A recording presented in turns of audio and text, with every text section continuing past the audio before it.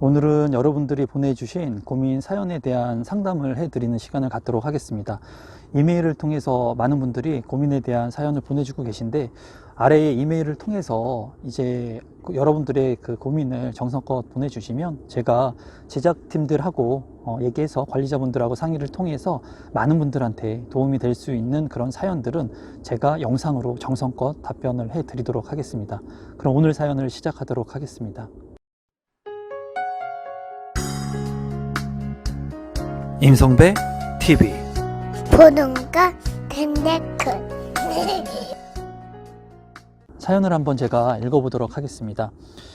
안녕하세요. 임성배 TV를 항상 구독해서 좋은 정보를 많이 얻고 있는 53세 찐팬 주부입니다. 저는 지금 경기도에 살고 있습니다. 이번 유튜브를 통해서 고민 상담 메일을 올리신 거를 보고 얼마나 울었는지 모릅니다. 항상 임성배TV는 희망도 주지만 구독자의 사연 상담을 통해서 인생이 무엇인지도 느끼게 하는 진실된 방송 같습니다.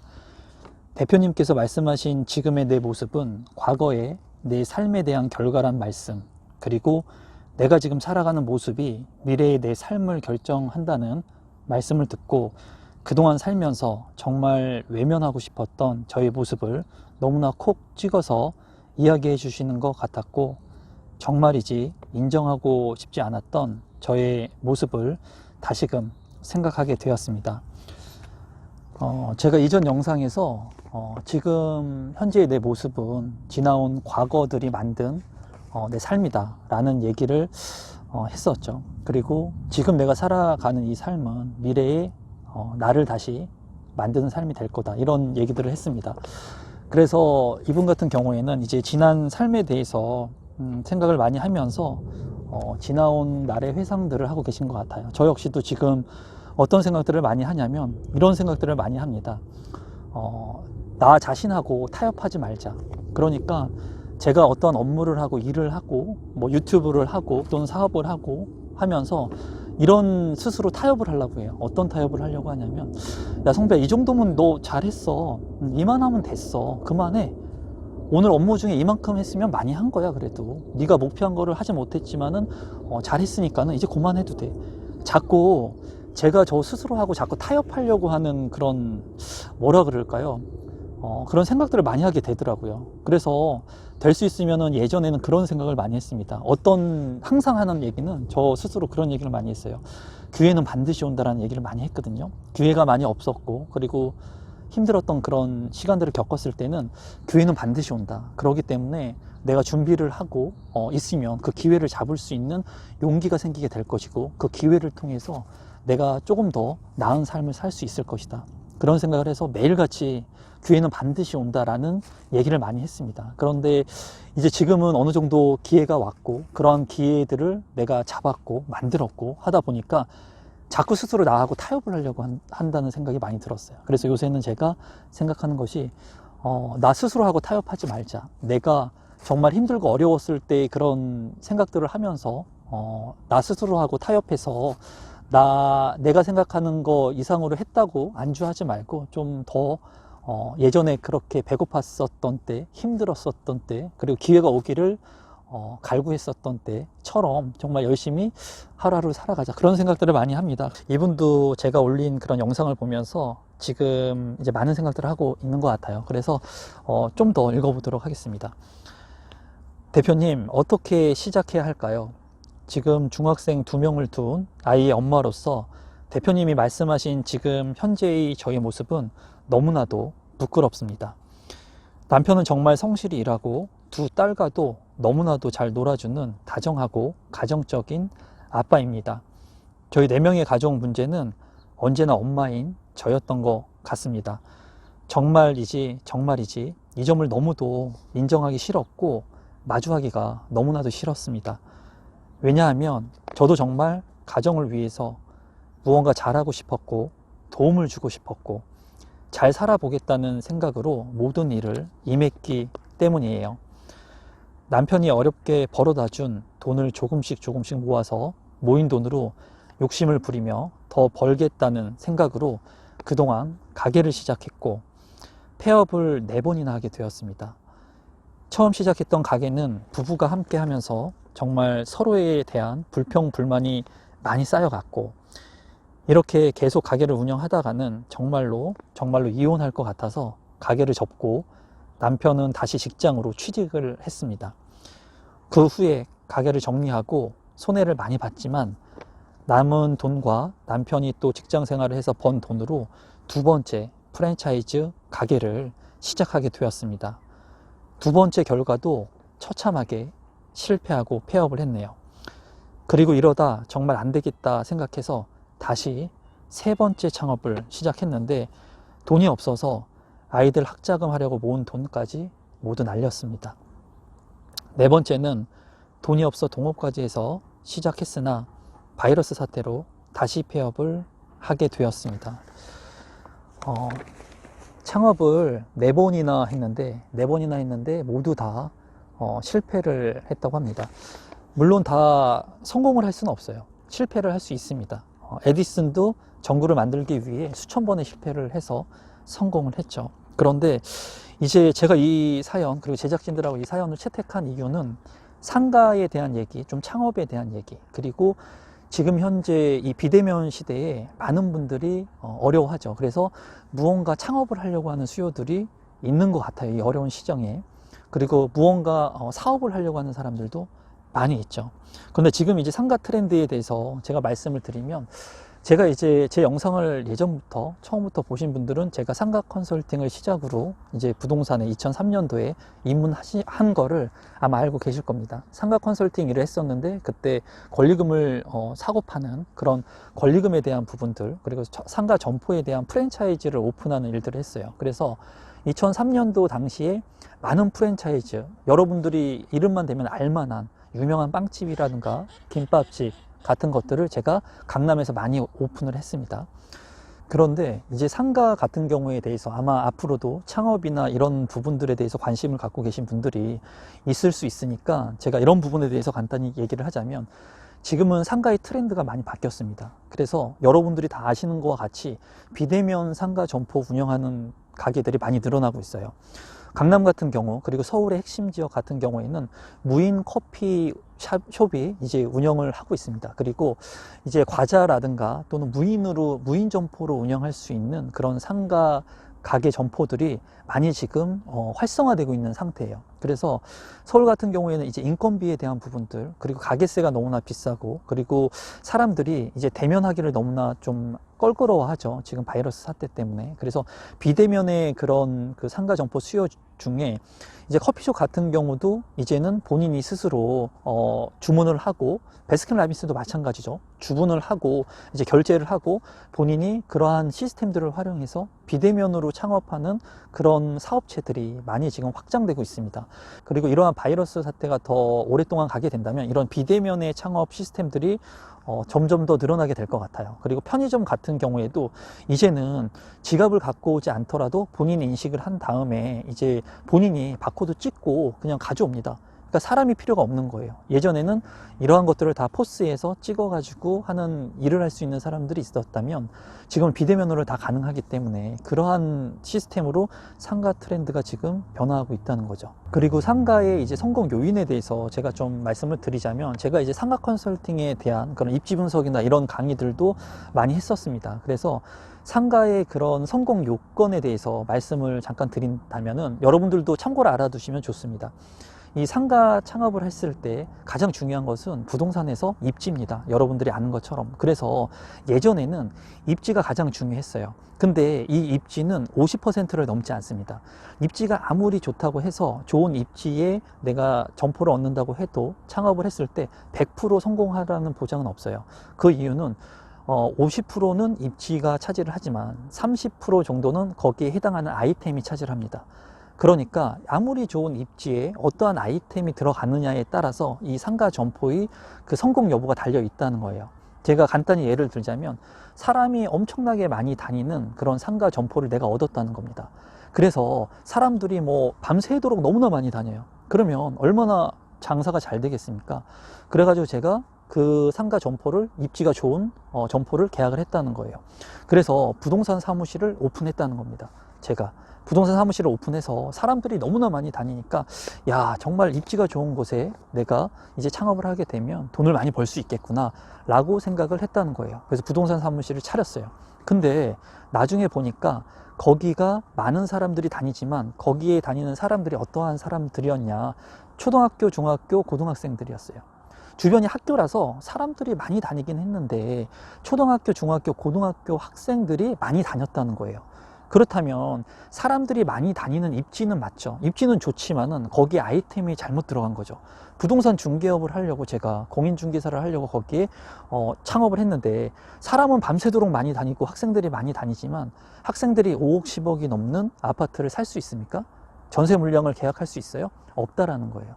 그래서 중요한 것은 입지도 중요하지만 50%의 입지도 중요하지만 30%는 그 아이템, 어떠한 아이템이 그 입지에 들어가느냐가 성공을 좌우할 수 있는 아주 큰 요소입니다.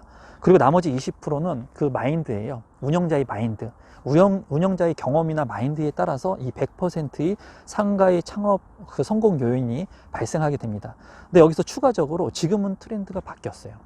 트렌드가 바뀌었습니다. 어떠한 부분이 더 추가가 됐냐면 인터넷 마케팅이라고 하는 것이 추가가 됐어요. 그래서 옛날에는 여러분들께서 이제 예를 들어서 치킨 브랜드가 1층에 있으면은 검증된 치킨 브랜드 집이라고 하면은 가서 맛있게 먹겠죠. 근데 요새 같은 경우에는 치킨 브랜드가 2층이나 3층에 올라가도 가서 먹는다는 거예요. 내가 좋아하는 브랜드라면. 그것은 마케팅이 그만큼 잘 되어 있다면, 그리고 내가 신뢰할 수 있는 스타벅스가 뭐 3층에 있다, 2층에 있다, 그럼 커피를 먹으러 2층에 투썸이나 스타벅스를 간다는 거예요. 그런 브랜드 네이밍과 마케팅적인, 인터넷 마케팅적인 부분들이 이제 요소가 믹스가 되게 된다면. 그래서 제가 여기에서 이제 말씀드리고 싶은 것, 그리고 많은 분들한테 말씀드리고 싶은 것은 상가 창업이라고 하는 것은 절대로 쉬운 그런 일이 아니에요. 제가 많은 분들을 창업시켜 봤지만은 어떠한 분들이 많이 실패를 하냐면 단순히 그냥 프랜차이즈만을 믿고 본인이 상권 분석이나 입지 분석, 제가 늘 하는 얘기가 그거죠. 나를 믿어야 된다. 나 스스로를. 부동산 전문가라고 하는 사람들을 믿으면 안 된다.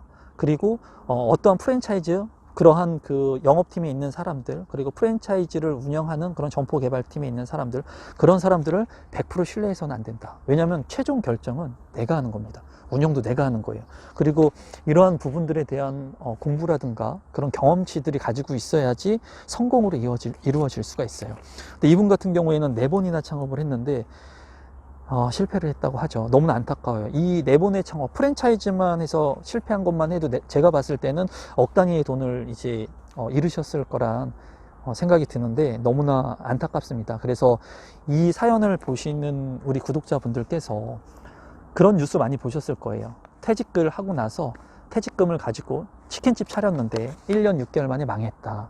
비일비재하게 일어나는 겁니다. 그렇기 때문에 여러분들이 만약에 창업을 해야겠다, 가게를 해야겠다, 점포를 해야겠다, 그렇다면은 진짜 목숨을 걸고 상권 분석부터 시작해서 거기에 들어갈 아이템, 제가 얘기한, 그리고 운영자의 마인드, 처음 시작해서 일요일이라고 다 쉬고 남들을 쉬는 것만큼 다 쉬고 하면 되겠습니까? 성공할 수 있겠습니까? 남들이랑 똑같이 해서 절대로 성공하기 쉽지 않다는 거예요.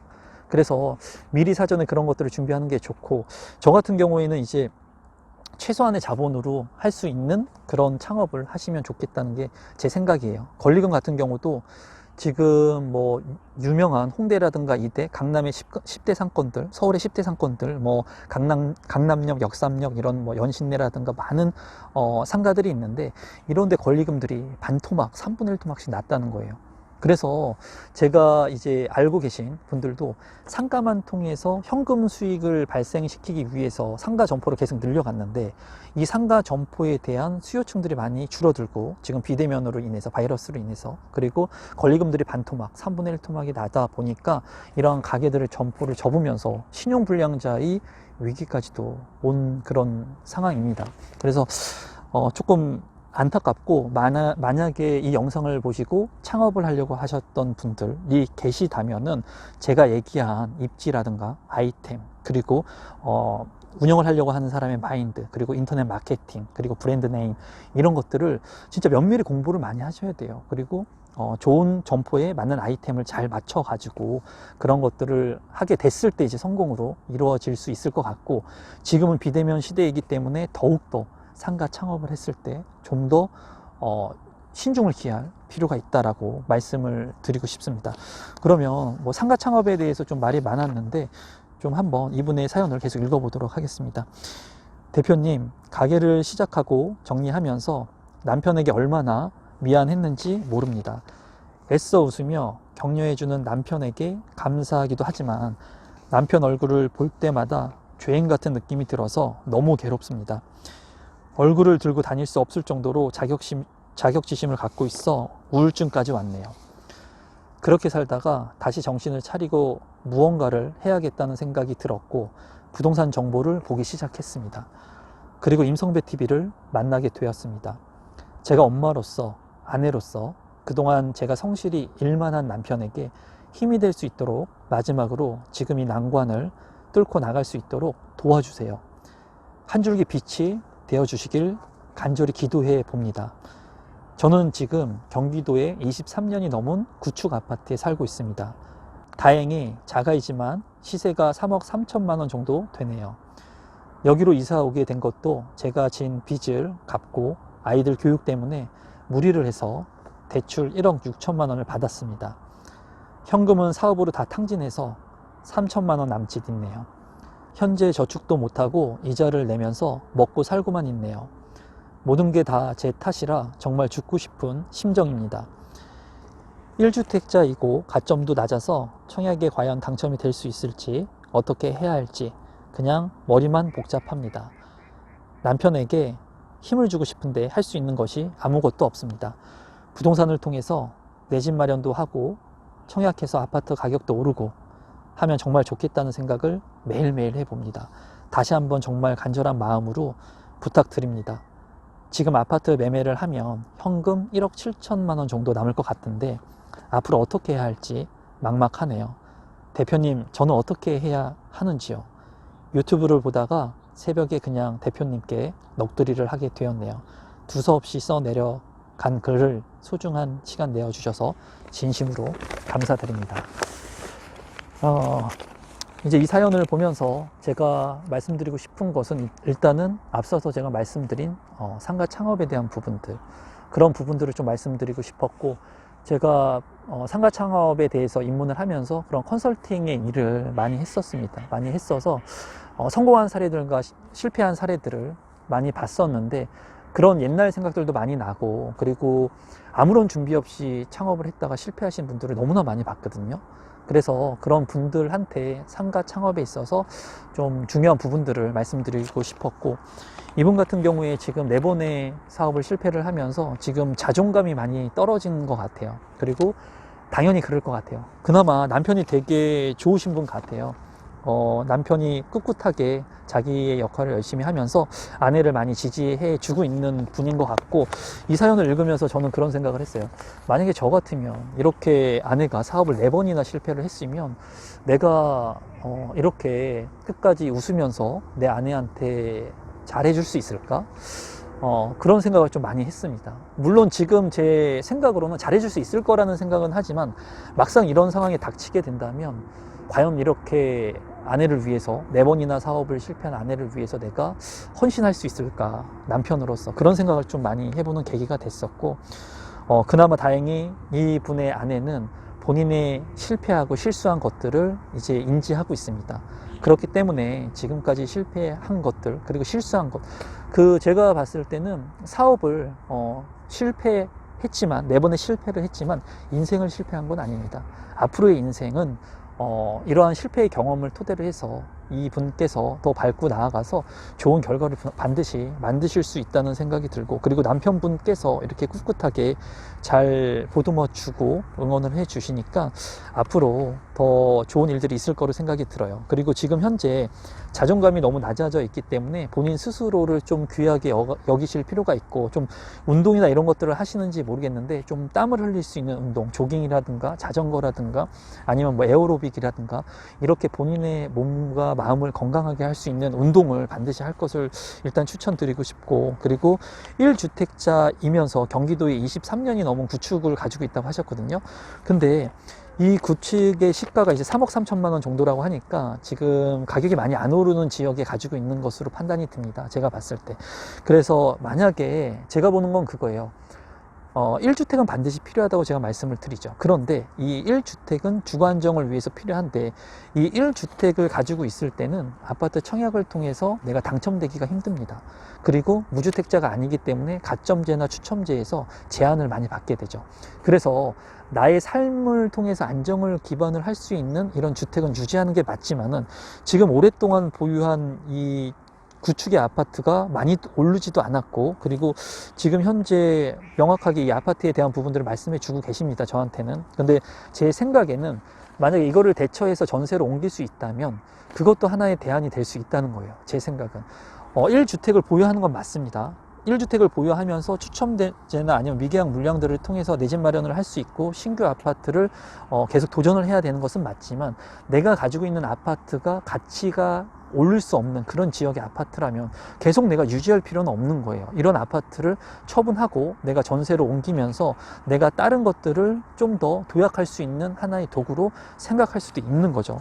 그래서 이분 같은 경우에는 우선 1주택을 다행히 유지하고 있고, 그래도 4번이나 사업을 실패를 했지만 현금도 3천만 원 정도 보유를 하고 있고, 그리고 지금 현재 그 자가를 보유하고 있지만 대출이 좀 있긴 있지만 그래도 현금이 1억 7천 정도 있다고 하니까 그렇게 나쁘다고 생각이 들진 않아요.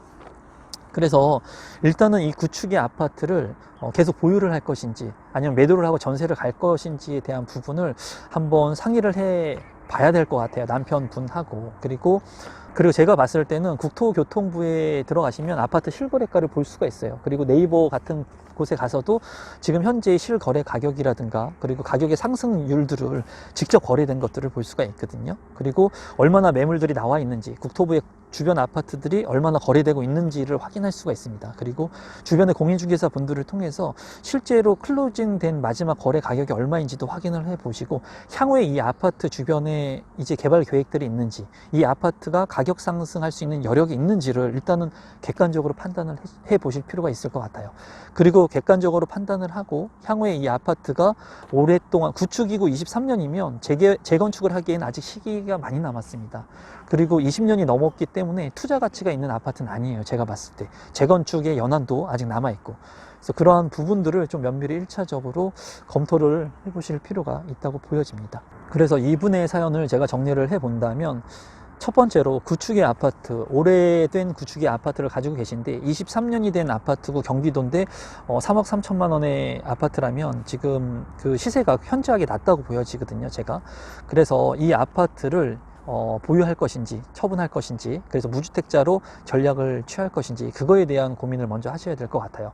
그거는 누가 정해주는 게 아닙니다. 제가 정해주는 게 아니에요. 이와 유사한 상황에 있는 분들도 계실 텐데, 1주택자 분들 중에 이러한 것들은 본인 스스로가 판단하는 거예요. 그래서 주변 지역의 공인중개사 분들하고 그리고 실제 거래된 가격들을 확인해 보시고 주변의 개발 여건들을 파악해 보신 다음에 내가 1주택자의 포지션을 가지고 갈 것인가, 아니면 1주택을 처분하고 그리고 무주택자의 포지션으로 만들어서 갈 것인가를 좀 한번 생각해 볼 수 있는 계기가 됐으면 좋겠고, 두 번째는 만약에 이 주택을 처분하게 된다면 전세를 얻었을 때 어느 지역을 내가 선별해서 전세를 얻을 것인가에 대한 그런 부분들을 좀 고민해 보셔야 될 것 같아요. 그리고 지금 현재는 전세 가격이 많이 올랐기 때문에 지금 당장 전세를 얻지 않는다고 하더라도 추후에 전세를 얻을 지역들을 계속 모니터링하고 적정한 그 전세 가격이 나왔을 때 그러한 것들을 옮길 수 있는 그러한 전략들을 짜야 될 것으로 보입니다. 그래서 많은 분들이 이제 마지막으로 하고 싶은 것은 창업에 대한 부분들도 잘 신중하게 생각을 해 보셨으면 좋겠다는 게 제 의견입니다. 이러한 제 생각들을 공유하는 것은 여러분들한테, 많은 분들한테 제 생각이 조금이라도 도움이 됐으면 하는 바람에서 이러한 생각들을 공유하는 거고요. 제 경험들을 공유하는 겁니다.